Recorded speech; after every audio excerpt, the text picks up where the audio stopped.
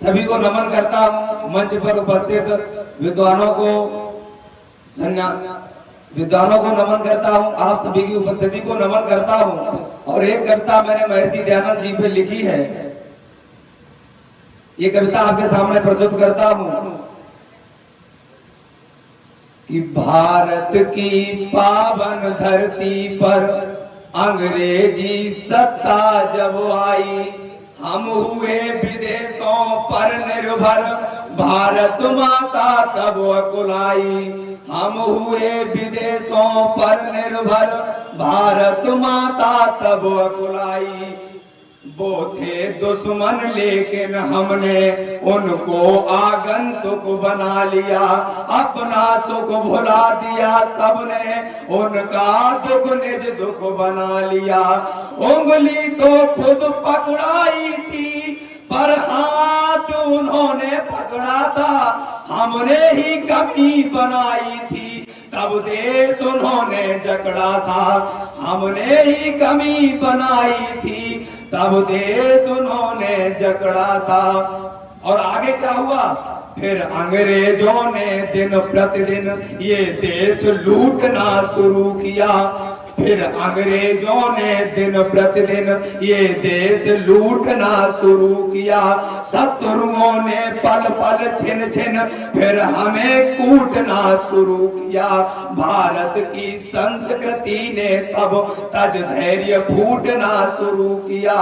इस एकता था तो जुबान काट ली जाती थी, उस समय हमारी मातृभूमि पर अनहोनी मड़राती थी, उस समय हमारी मातृभूमि पर अनहोनी मड़राती थी। ये लास्ट वाली पंक्ति हम उठाते हैं, इसके बाद में अगर आपकी तालियां मिल जाए तो इसे और समर्थन मिलेगा। आगे है कि कर मातृभूमि का चीर हरण, कर मातृभूमि का चीर हरण, खुश होते थे अत्याचारी, चुप्पी साधे वो थे बैठे अर्जुन जैसे बाणाधारी, चुप्पी साधे वो थे बैठे अर्जुन जैसे बाणाधारी। उसी सभा में चुप बैठे थे भीम से विशाल गदाधारी, उसी सभा में चुप बैठे थे भीष्म जैसे ब्रह्मचारी। आवाज उठाते वो कैसे, ये तो उनकी खुददारी थी, वो चुप बैठे थे क्योंकि ये अपनों की ही गद्दारी थी, वो चुप बैठे थे क्योंकि ये अपनों की ही गद्दारी थी। अब ध्यान देना, अगर सड़क पर कितने भी कंकड़ भरे हों उनसे कोई दिक्कत नहीं होती है, और जूते के अंदर एक कंकड़ आ जाए 2 कदम भी नहीं चलने देता है। ये उन्हीं गद्दारों की वजह से हुआ। और देखिए, लेकिन यति का कुछ नहीं भला, लेकिन यति का कुछ नहीं भला, दुष्कर्म सब्र से बाहर था, इसलिए धरा पर भेज दिया वह दयानंद सा नाहर था, इसलिए धरा पर भेज दिया वह दयानंद सा नाहर था। इधर झूठ छल धम्म द्वेष का जब गर्दन तक भर गया घड़ा, तब उधर टंकरा बासी भी अपने पैरों पर हुआ खड़ा। जब पुण्य धर्म के अंबर में अधर्म के युद्ध में गचाए, तब देव रूप में दयानंद इस व्याकुल धरती पर आए, तब देव रूप में दयानंद इस व्याकुल धरती पर आए। व्याकुलता छाई थी भू पर, ऋषि ने उनको भी छार दिया, व्याकुलता छाई थी भू पर, ऋषि ने उनको भी छार दिया।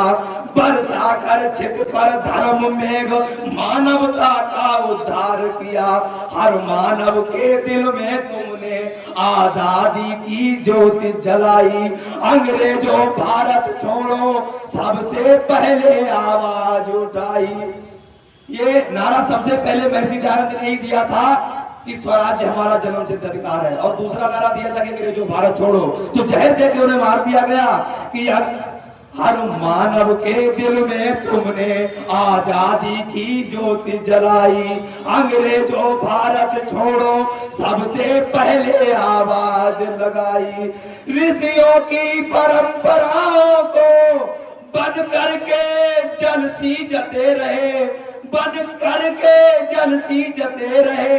तुम गिरती हुई सभ्यता को सदैव ऊपर खींचते रहे, तुम गिरती हुई सभ्यता को सदैव ऊपर खींचते रहे। और अंतिम 4 पंक्तियों में कहना चाहूंगा, जिस महापुरुष ने अपने शरीर का अपना बलिदान कर दिया हमारे देश के लिए, हमारे लिए, हमारी संस्कृति के लिए, और उनके लिए हमने क्या किया कि पर आस्तीन के सांपों ने, वही कंकड़ आया सामने, पर आस्तीन के सांपों ने निज आस्तीन पर वार किया। जिस थाली में खाया उसमें ही छेद यार से पार किया। दे दिया जहर, ढा दिया कहर, खो दिया एक हीरा हमने। अपना खंजर, अपना सीना, अपने ही आप चीरा हमने। 70 बार पी लिया जहर, हिम्मत देखो दिल वाले की। हम याद रखेंगे कुर्बानी उस दयानंद दिल वाले की। हम याद रखेंगे कुर्बानी उस दयानंद दिल वाले की। बोलिए महर्षि देव दयानंद की।